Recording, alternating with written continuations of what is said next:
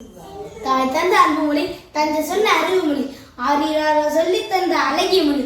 என் தாய்மொழியான தமிழ் மொழியை வணங்கி அவையோர் அனைவருக்கும் என் தான முதற்கண் வணக்கத்தை தெரிவித்துக் கொள்கிறேன். அடிமை தினம் தீர்ந்த தினம், அரசு அமைந்த தினம், தியாகிகளின் தியாகத்தை போற்றும் தினம், சம உரிமை நீடித்து சம உரிமைகள் நீடித்த தினம், மக்களாட்சி மலர்ந்த தினம் நம் குடியரசு தினம். இந்தியாவில் ஒவ்வொரு ஆண்டும் ஜனவரி 26ஆம் தேதி குடியரசு தினம் கொண்டாடப்பட்டு வருகிறது.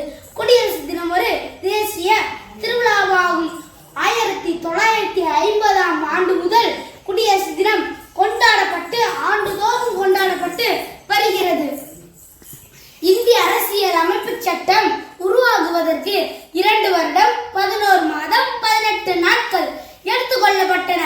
இந்திய அரசியல் அமைப்பு சட்டம் செயலாக்கத்திற்கு வந்த நாளே குடியரசு தினமாக கொண்டாடப்பட்டு வருகிறது. இந்திய அரசியல் அமைப்பு சட்ட வரவை டாக்டர் அம்பேத்கர் தலைமையில் அமைக்கப்பட்ட குழு இந்திய அரசியல் அமைப்பு சட்ட வரவை உருவாக்கியது.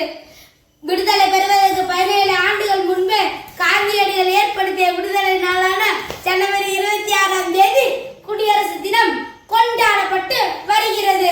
குடியரசு தினம் அன்று தலைநகர் டெல்லியில் குடியரசுத் தலைவர் வண்ண கொடியை ஏற்றி வீரர்களின் அணிவகுப்பு மரியாதையை ஏற்றுக்கொள்வார்.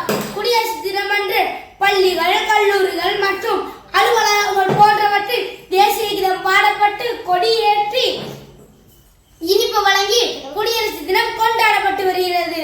இவ்வளவு பெரிய குடியரசு நாட்டில் நாம் அனைவரும் குடிகளாக இருப்பது அனைவரும் பெருமைப்பட வேண்டும். வாழ்க வளர்க, வளர்க, ஜெய் ஹிந்த்.